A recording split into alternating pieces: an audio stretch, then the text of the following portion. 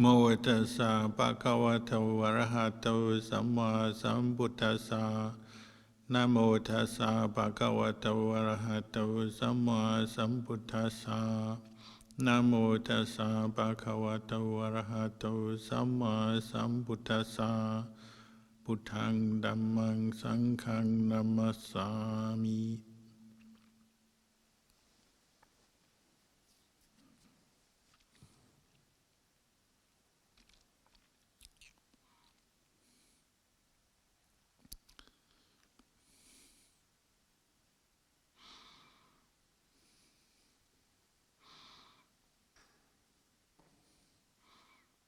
One thing you learn as you practice meditation regularly is that you can find a refuge on the inside of your being, in the mind.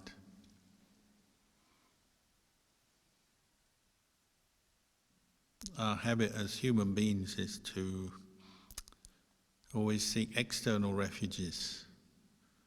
So maybe in the old days, people would look for a refuge in material things like mountains and lakes and trees and sacred sites and shrines.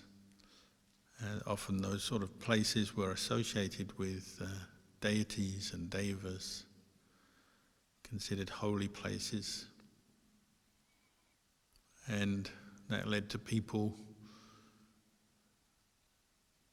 when they needed help or guidance, they would go to those places and ask for those beings to help them, give them what they want, get them out of their trouble. As the world has got more wealthy, there's less and less of that, and people tend to take refuge more in just material things like science, technology, money, property, stocks and shares, Bitcoin, whatever the world has to offer. And they seek a way out of their problems and suffering by acquiring more wealth, accumulating more wealth, putting their trust in that.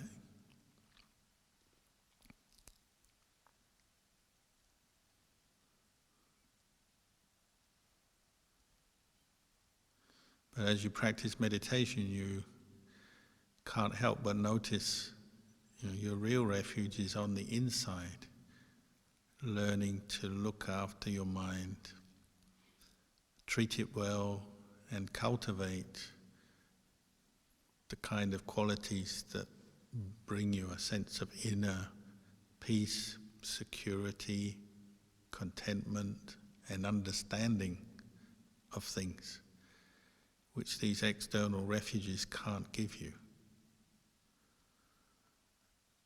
And perhaps your attitude, your view of the world changes a bit, because as you develop an inner refuge, practicing, cultivating the Eightfold Path, taking an interest in the practice of virtue, virtuous conduct of body and speech, training your mind in mindfulness, understanding more what is a wholesome and skillful state of mind, what is an unwholesome, unskillful state of mind, cultivating one, letting go of the other. The more you practice, the more you put your trust in this kind of inner peace and knowledge that grows. And you realize that's independent of the external conditions. It's not completely unconnected. Obviously, external conditions help us, support us in our practice. If we're living in a peaceful place, a peaceful environment, that can help us.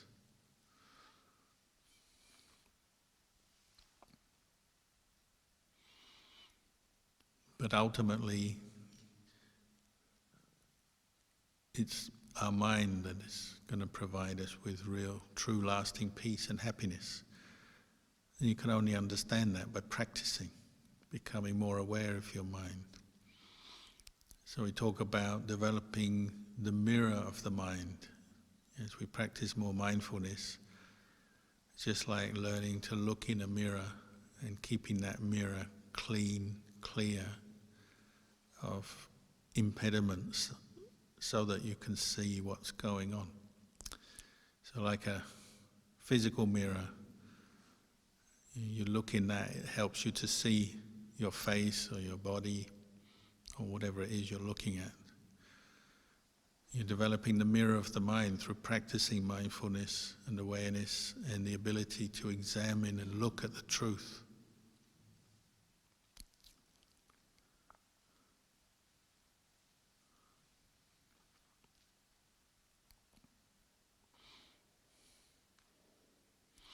And like an ordinary mirror, like if you look in your mirror just for a few moments, you might think you see what's there, partly because you're familiar with the image, say, of your face. You've seen it before.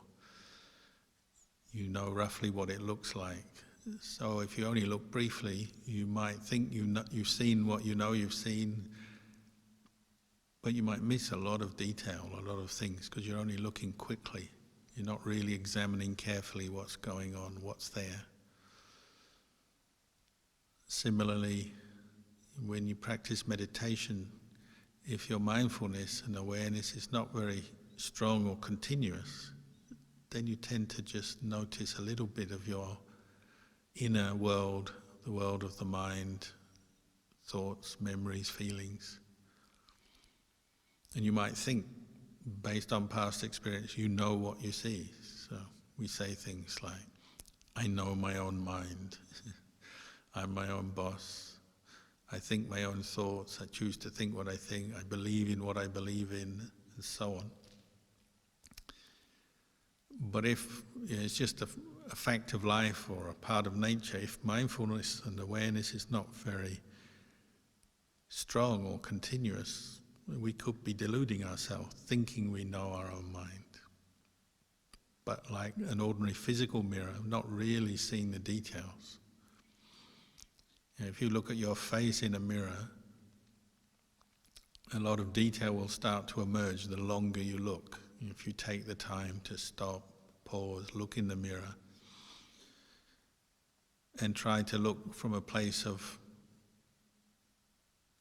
balance, detachment. So setting aside your preconceived notions, your memories of your face, just looking and see what do you see.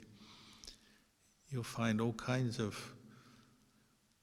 things, objects, images, colors, shapes, forms come up as you examine more closely.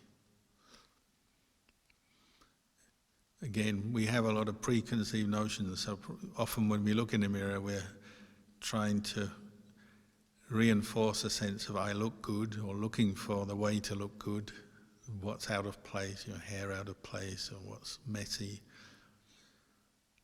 And we often try to miss the blemishes. We don't like to look at the blemishes, the wrinkles, the pimples, the whatever it is that we consider a blemish. We often brush over them in the way we look in the mirror. Maybe we squint when we see something that's not very attractive. But here we're looking with this detached awareness. And when we're looking at our mind, we're setting aside our preconceived notions, views about ourselves. We're just looking to see what's there from this place of equanimity, which is what mindfulness allows you to do. Just to watch thoughts and feelings and views and opinions arising, but training to just know them and not judge them or allow them to take over your mind and lead on to more proliferation into creating more views and opinions, thoughts, moods, what we call mental proliferation.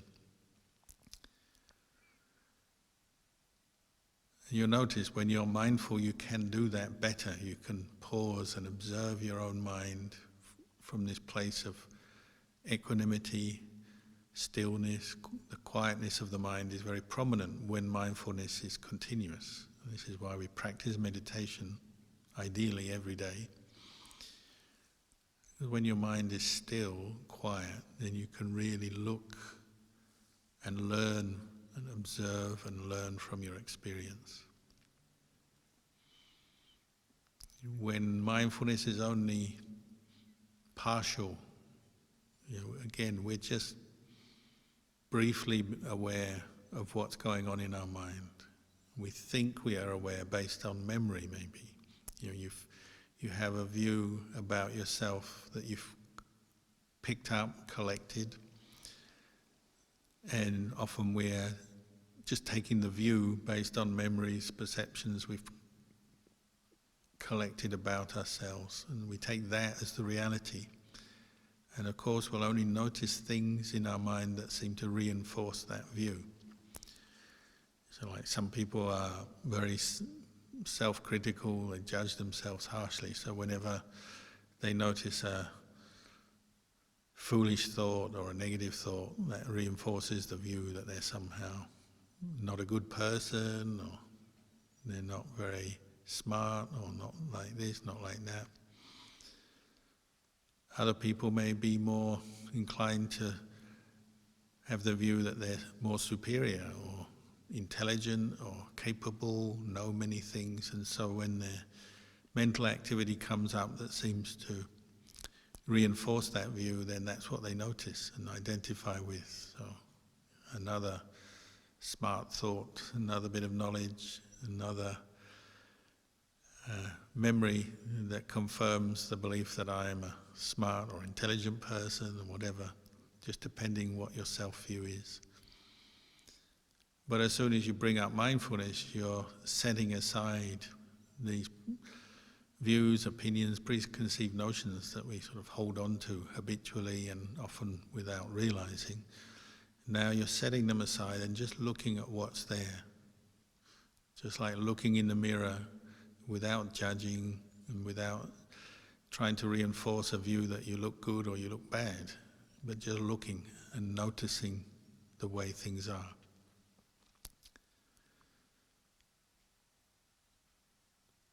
And this can be very peaceful when you train yourself to do it. You're noticing thoughts as thoughts coming up into your consciousness. They're there, and then passing away.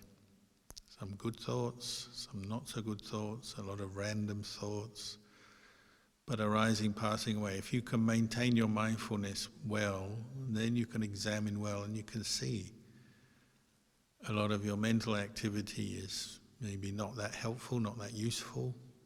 Some is, some isn't. But thoughts arise, they pass away. Feelings come and go, even very intense feelings of pleasure, love, excitement, or strong feelings of aversion, physical feelings of pleasure and pain, mental feelings of happiness, sadness. They all arise and pass away, and it's maintaining mindfulness in the middle of your experience, as it were, that helps to reveal that truth. So as you become more mindful, you can see exactly what the Buddha was pointing to.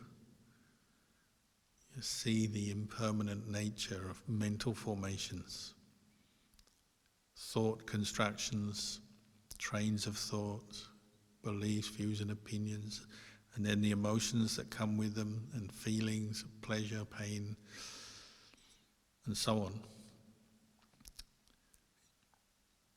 The simple truths of, say, the impermanent nature of mental phenomena, and then physical feelings, sensations also, becomes more and more apparent the more you can maintain mindfulness in the middle of your experience and then examine it and see the way things are. And it's peaceful when you're doing it. Of course, a lot of our meditation is not so peaceful. We're almost just struggling to establish more awareness, and our mind is easily distracted by sleepiness or just thinking about some particular problem, and that can be very frustrating. But that's something you're looking at as well, feelings of frustration as you meditate. As you become more aware and as you practice more often, you see familiar patterns that come up in your mind. Say the frustration with the mind that is not peaceful, the mind that seems to be all over the place, full of emotions, maybe very negative or just very agitated. Or the body, the feelings in the body, feeling tired, feeling painful. As you do it more, you become aware of these more and more, and you see habitual reactions and how one thing leads to another. By grasping a feeling, we identify with that feeling and then react to it. That's going on all the time, but we're doing it unconsciously half the time. We're just not mindful, not aware. But as you practice more meditation, these truths start to become revealed to you, don't they? You see how we tend towards pleasurable experiences, even very small pleasures. Say, like if you're experiencing some pain in your legs as you meditate, then the next thing you want to do is move to get the pleasure of escaping that pain. As you become mindful, maybe you have enough awareness just to observe the painful feeling arise without yet reacting to it or doing anything, just noticing it. Or noticing the pleasure when the mind settles down, and we might experience more feelings of rapture, joy, happiness as the mind starts to let go. Physical and mental joy can arise. But just observing that without reacting to it or grasping at it. So this quality of mindfulness is learning to pay attention and then keeping your mind in the middle towards all phenomena or all objects, physical and mental, pleasant, unpleasant.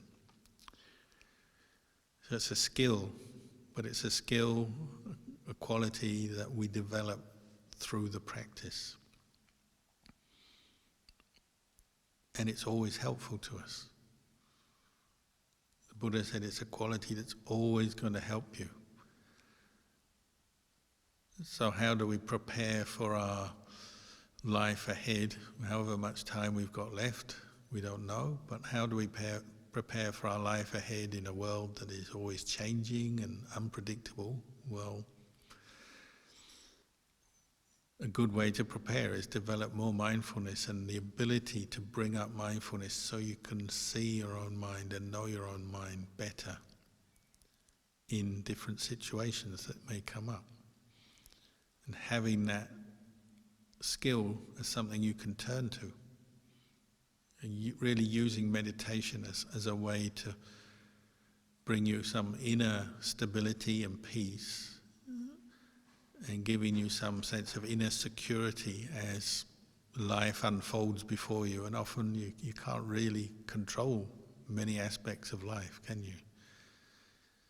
Other people and the world around you, you're one part of it, you're in the middle of it, but you can't do much about what other people say and do, and how the economy is going, and your job, and the weather, and all the things that are happening.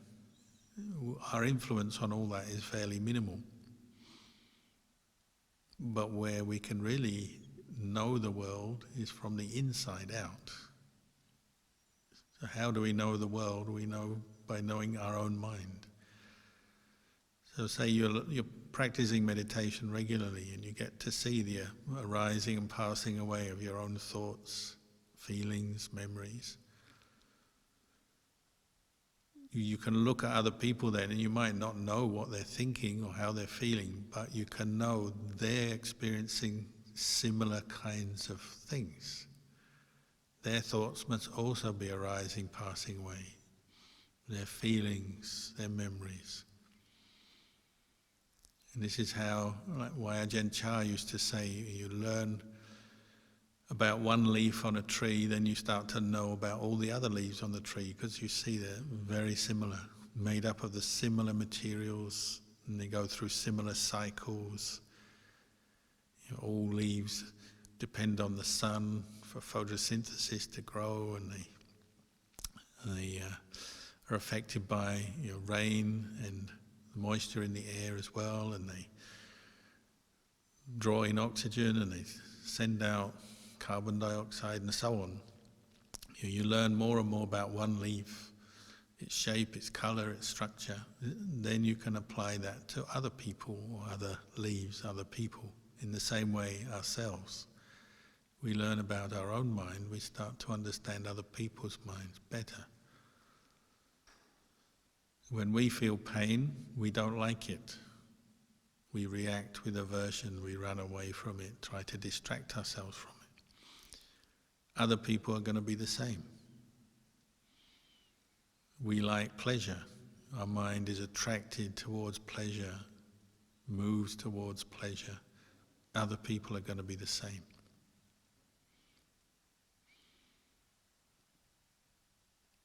So actually how you can find a refuge in this world and understand the world better, you don't need to travel all over the world to see it and know it, and you don't have to read all the books and look at all the photos and the documentaries about the world. That would give you a certain amount of detail, but very superficial. Where you really know about the world is from the inside. In the world of the mind actually helps to explain and give you understanding about the external world. And getting to know the mind, say that the mind that is wholesome. What is a wholesome thought? The Buddha talked about this a lot. Cultivating wholesome states of mind, kusala Dhamma. States of mind that are rooted in letting go as opposed to greed and attachment. States of mind rooted in kindness and compassion as opposed to anger and hatred. States of mind that are rooted in mindfulness, clarity and wisdom as opposed to delusion and confusion. And this is what you're learning in meditation, the difference between wholesome states of mind and unwholesome states of mind. But it takes time. You have to invest that time to develop mindfulness and get to know how to look at your own mind, understand it better. Seeing different moods, mental states, thoughts arising, passing away. And that leads on to the wisdom that says, well, the unwholesome mental states are suffering.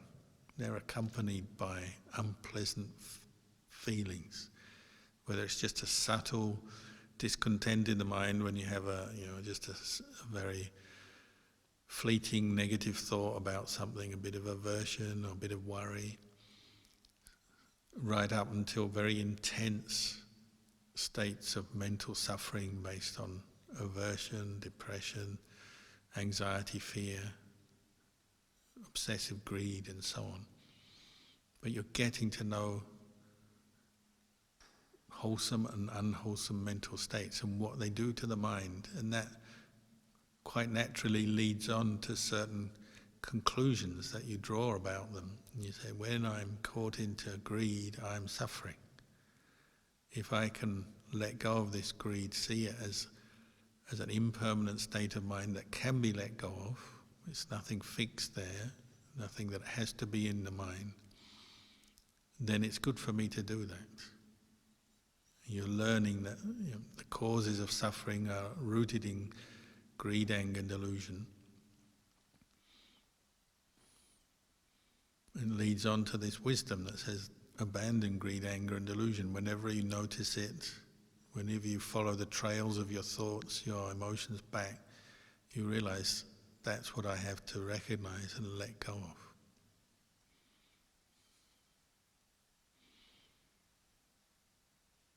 And the other aspect of this practice is the physical part of our being, the body, mindfulness of the body. Today we had novices ordained at the monastery, and the very first meditation object the Buddha gave to Buddhist monks and novices is the contemplation of the body, mindfulness directed to the body, kaya gata sati. And like we chant, we have the 32 parts of the body, give us a whole framework for analysing and learning and examining this body and separating it out into its component parts. But I guess because when one ordains, one is new to the practice, the Buddha just gave the 5 basic meditation objects, the 5 superficial parts of the body that are the most obvious and easy for people to focus on. Because there's what you see. When you do look in a mirror at the physical body, what are you seeing? Well, you're seeing hair of the head, hair of the body, nails, teeth, skin, all that stuff on the outside.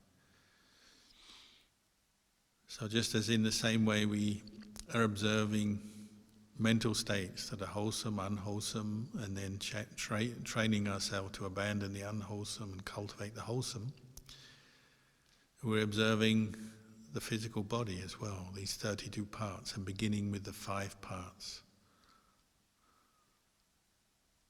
So taking each part and just bringing attention to that. So as a meditation in the beginning can just be contemplating the hair of the head. So visualizing maybe just a single hair. So you have to use your memory and your imagination to bring up that image and hold it in mind. What does a single hair of the head look like? Can be short, can be long, doesn't matter. The color doesn't matter. But whenever you've seen somebody's hair on the ground, it could be yours or someone else's, just imagine yourself picking that up and examining a hair. The word is kesa in Pali, or hair of the head. So one begins by reciting kesa, kesa, visualizing the hair. And just looking at it as it is. No longer thinking about, how to shape it and style it, comb it and what products to put on it, but just seeing a hair as a hair. It's long, it's short. What happens to hair over time? And you can develop a contemplation, contemplating hair. It grows out of the pores of the skin. So it does grow longer as time goes on. It gets greasy, doesn't it? It doesn't take long after you've washed your hair that your hair is greasy again, because grease comes out of the skin as well. So it becomes smelly, it attracts dust and dirt. Skin is always falling off, getting stuck in hair, and so on. So the story of hair, as we contemplate it, observe it more as a meditation, is becoming more aware of the lack of self in hair, rather than seeing it as a whole group of hairs on my head that are part of me. And just seeing hair as a simple part of the physical form, made up of the elements. The most prominent element in the hair is earth element, the solid part. There's water in there as well, air as well, but earth element is the most prominent. If you have a hair in your fingers, you look at one single hair from your head, you're looking at the earth element, and you're looking at something that gradually changes over time, so it's impermanent, it doesn't last, it's not a reliable refuge for sure, hair of the head. And ultimately it's not a person, a being. It comes out of the hair, the pores of the skin. What makes hair grow is it's absorbing elements from the blood. Excess elements from the blood are coming out through the hair follicles, and it becomes hair, and it grows, and then it either falls off or we cut it off. Or as we get older, maybe it just drops out and never returns. but there's no self in that. It's not a person. So the Buddha gave this as a simple example of how to examine the body and break it down into its different parts and into the four elements. And then come back and look at other people and their bodies and realize they're exactly the same. Just as if you cut a lot of people's hair and put them all on a table or on a board or something, you wouldn't really know whose hair was who. It becomes very impersonal very quickly. And that's the nature of hair. And every single body part, those 32 parts we chant in the chant, they're all the same. As you examine them, the insight into the impermanent nature of the body becomes clearer, and also breaking the body into its different parts, just analyzing it, separating them out, realizing that what we call me, mine, my body is actually a combination of different things, different physical elements. So just as the way we contemplate the mind and see that is made up of the mental elements, memory and thought formations, sense consciousness, feelings, the body, the same.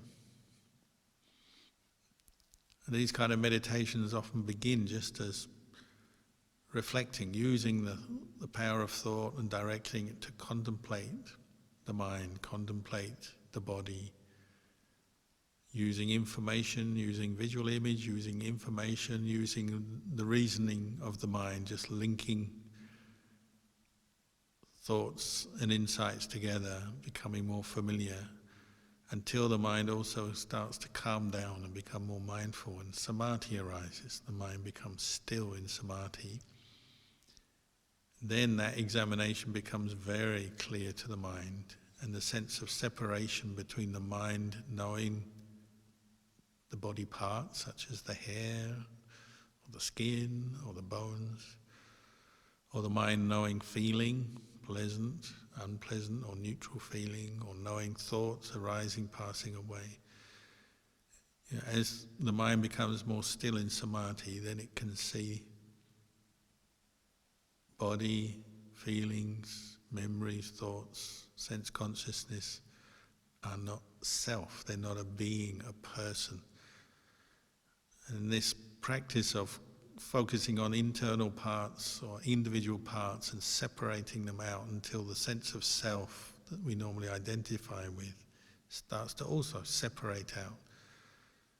And we no longer have quite the same invested sense of self in head hair or skin or nails or the other parts of the body, or feelings of pleasure, feelings of pain, that maybe previously we really held on to as me, mine, myself.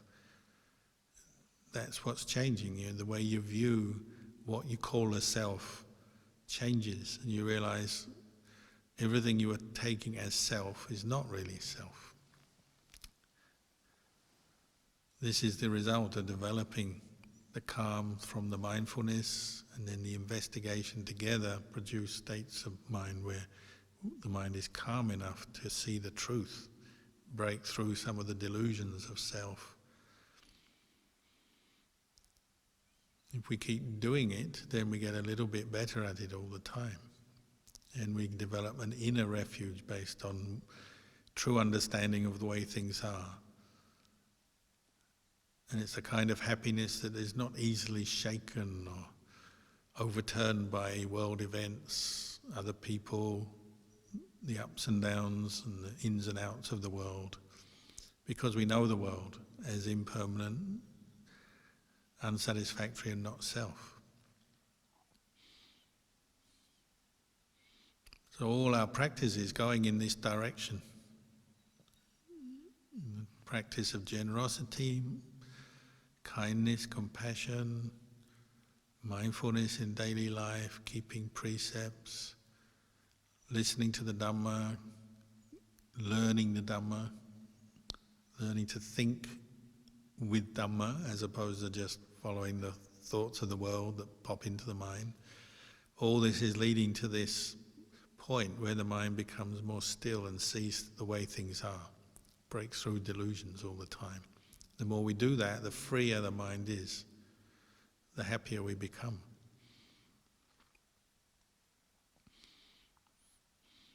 So I'll leave you with these reflections now, but before we finish tonight, there may be some time for questions.